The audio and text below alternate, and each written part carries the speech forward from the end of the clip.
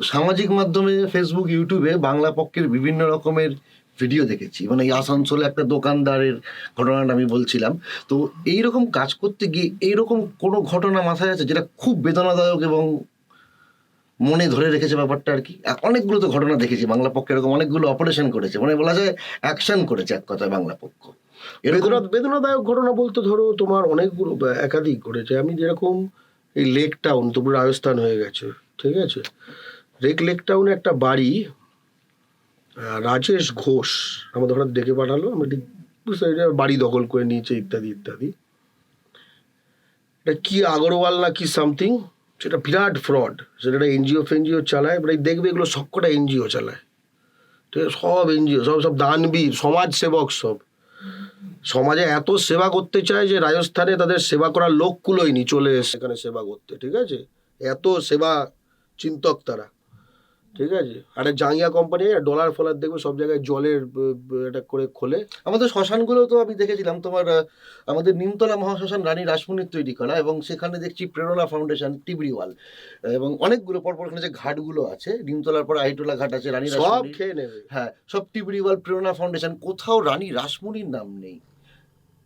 রানী রাসমণি তো একটা প্রবলেম। রানী রাসমণি একজন বাঙালি পুঁজিপতি, এই এই রোল মডেল তো প্রবলেম তাদের জন্য। যাই হোক, যেটা বলছিলাম, সে তার বাড়িতে দুতলা বাড়ি, দুতলা বাড়িতে রান্নাঘরে ঢুকিয়ে দিয়েছে পুরো ফ্যামিলিটাকে। তার বউ আর্মি স্কুলে চাকরি করে, টিচার। তার ক্লাস 7-এর মেয়ে যে ঢুকিয়ে দিয়েছে ঘরে, সেই ঘরেও সিসিটিভি বসিয়ে দিয়েছে। সিসিটিভির ওপর একখানা তোয়ালে রেখে মেয়েটাকে ওই ঘরে, ক্লাস 7-এর মেয়েটাকে ওই ঘরের ড্রেস চেঞ্জ করতে হয়। তা আমরা গিয়ে ভেঙে ফেঙে দিয়ে এসেছিলাম, ঠিক আছে। তারপরে হয়েছে, তারপরে আস্তে আস্তে সে জিনিসটা ফেরত পেয়েছে, ঠিক আছে। কিন্তু আমরা আবার এটা যেরকম, মানে কতটা এরা কি হতে পারে সেটা আমি জাস্ট বোঝানোর জন্য করলাম। বড় বাজারে তো র্যান্ডাম আমরা দেখেছি। খুব বেদনাদায়ক যদি বলো, আমি নামটা মনে করা, খুব বেদনাদায়ক যদি মনে করাতে বলো, সব্যসাচী মণ্ডল।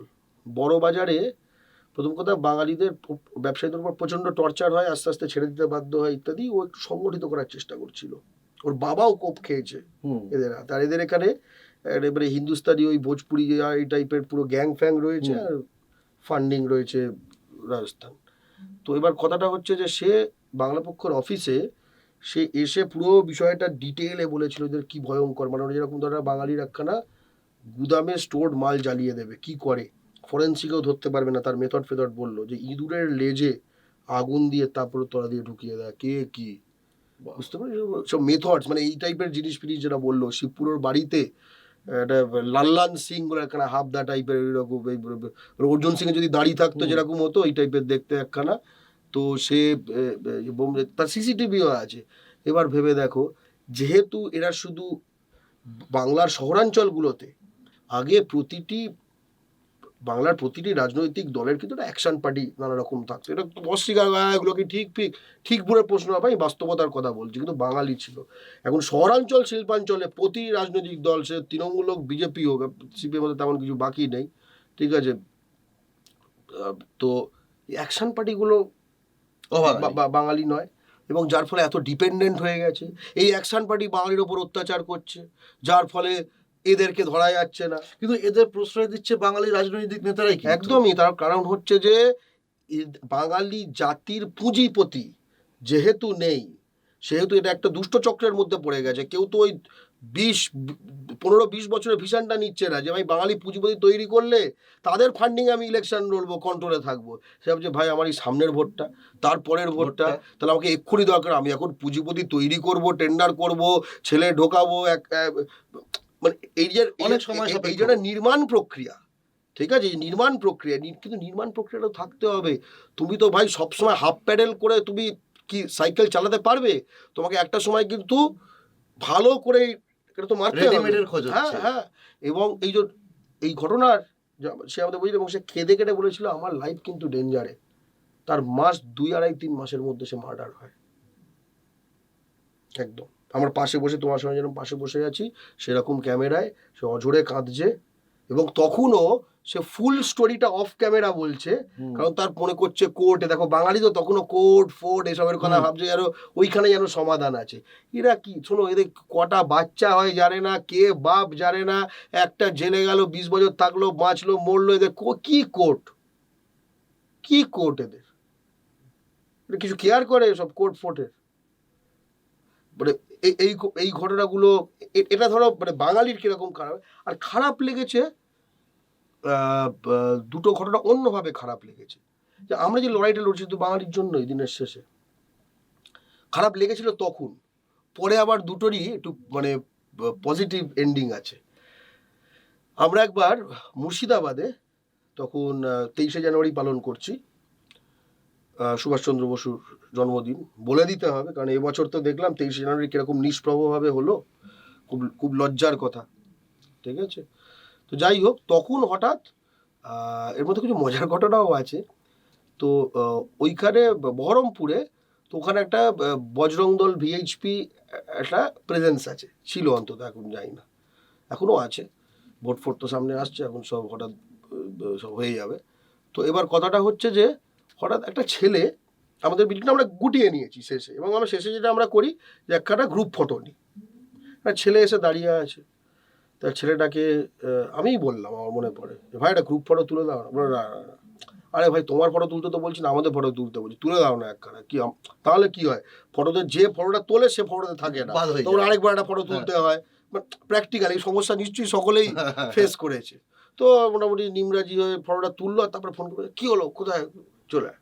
এবার আমরা হেঁটে চলে যাচ্ছি, তখন দেখলাম ওদের কটা ছেলে এসে, ঠিক আছে, আপনার এখানে হিন্দু বিরোধী বক্তব্য দিচ্ছে না। কি হিন্দু বিরোধী? সুভাষচন্দ্র বসুর জন্মদিন, সুভাষচন্দ্র বসু এখানে বহরমপুর জেলে ছিল, ইত্যাদি ইত্যাদি এইসব আলোচনা হচ্ছিল।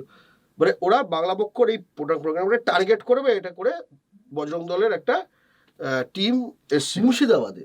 হ্যাঁ, সব জায়গাতেই, ঠিক আছে। তো by the way, Baharampur Murshidabad main শহরেও, ওখানে কিন্তু স্টকিস ডিস্ট্রিবিউটার কেউ বাঙালি না, ঠিক আছে, সব মানে জেলাগুলোতেও পৌঁছে গেছে। আরে মুর্শিদাবাদ তো বাংলার ক্যাপিটাল ছিল, ওখান থেকে কলকাতায় এসছে, কলকাতা থেকে ওখানে যায়নি, ঠিক আছে। ওরা প্রথম মোগলদের হাত ধরে এসছিল। আকবর যখন বাংলা আক্রমণ করেছিল, এই বাংলা আক্রমণ করার যে সেনা, তার মাইনে অ্যাডভান্সে দিতে দিতে এসছিল এইসব বড়বাজারিয়া, চোরারিয়া, বাটপাড়িয়া, গাঁটকাটিয়া যেগুলো, ঠিক আছে।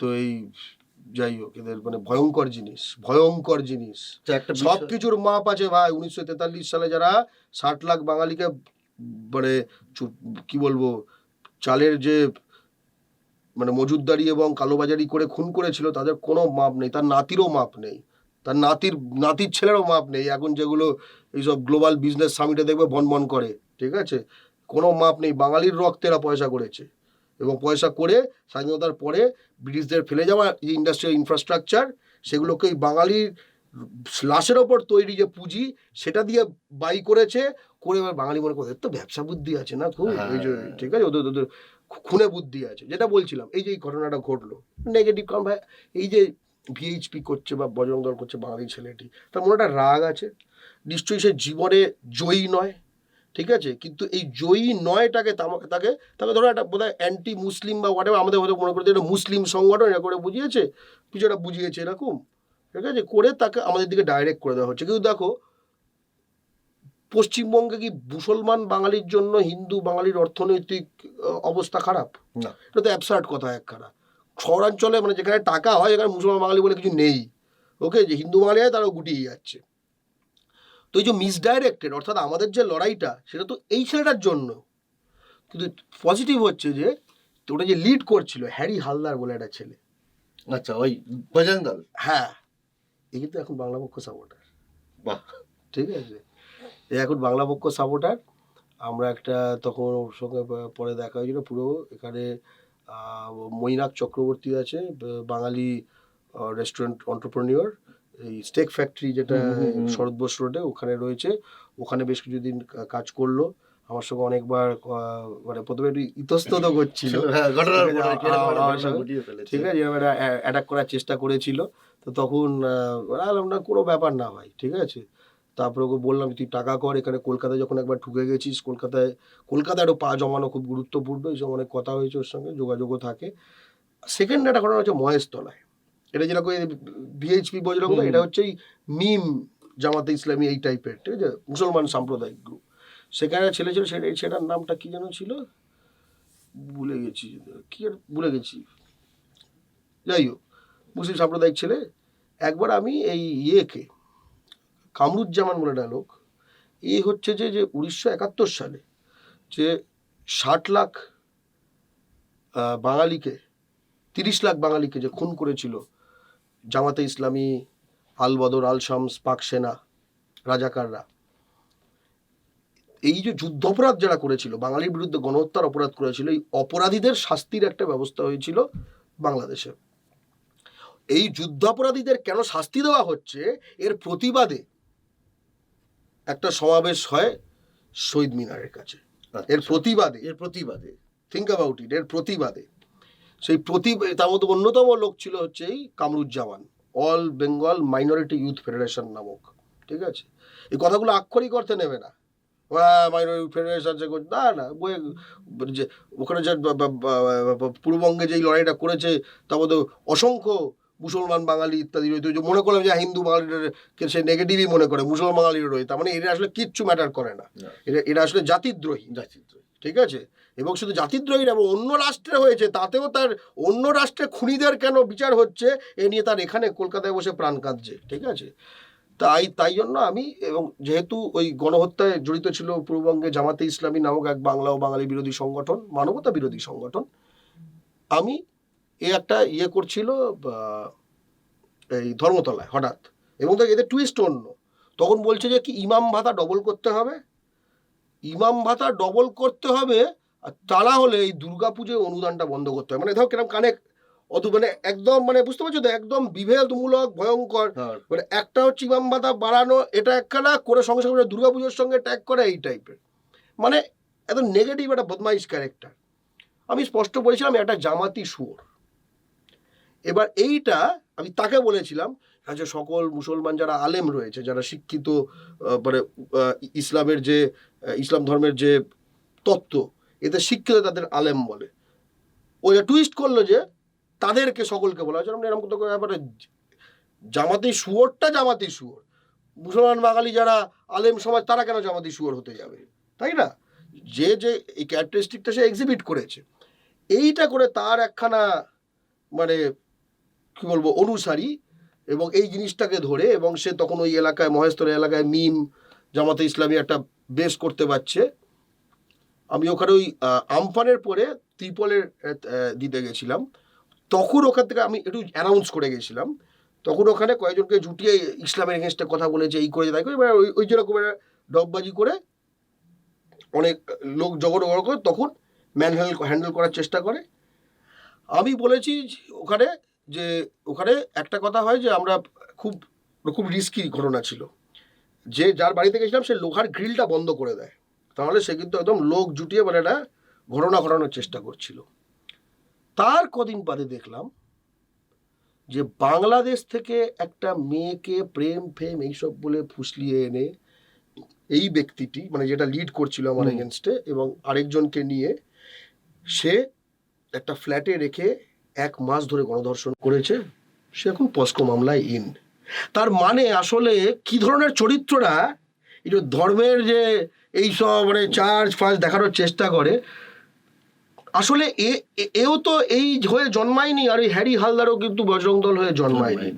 বাংলা পক্ষ যদি বাঙালির ঘরে জন্মে থাকে না, বাংলা পক্ষর তার জন্য অনেকটা মাপ আছে। হ্যাঁ, এই মেয়েদের নিয়ে তুমি এটা কোনো মাপ নেই, কোনো মাপ নেই, কিন্তু আমি বলছি যে অনেকে যারা একটু বিপথে আছে, ভ্রান্ত মানে কি, আমি তাদেরকে কোনো দোষ দিই না। বাঙালি জাতীয়তাবাদের আদর্শ কি বাংলা পক্ষ তাদের কাছে পৌঁছতে পেরেছে, রাখতে পেরেছে, তাই না? যাকে তুমি কখনো বই দেখাওনি অ ক খ, সে নিরক্ষর বলে তুমি তাকে প্যাক মারতে পারো না কখনো। তুমি তার সামনে বইটা রাখো, তুমি তার সামনে পুরো জিনিসটা তুলে ধরো, তারপরে না তুমি যাই বলো ভাই, তখন সে বলে সে ট্যাটরা, ঠিক আছে। কেউ তার আগে তো তুমি এই কথাটা ট্যাটা, সে তুমি তার আগে তো তুমি এই কথাটা বলতে পারো না, ঠিক আছে। বাংলা পক্ষ দিনের শেষে সকল বাঙালির মনের মধ্যে 0.1% হোক আর 99.9% হোক, একটা বাংলা পক্ষ রয়েছে।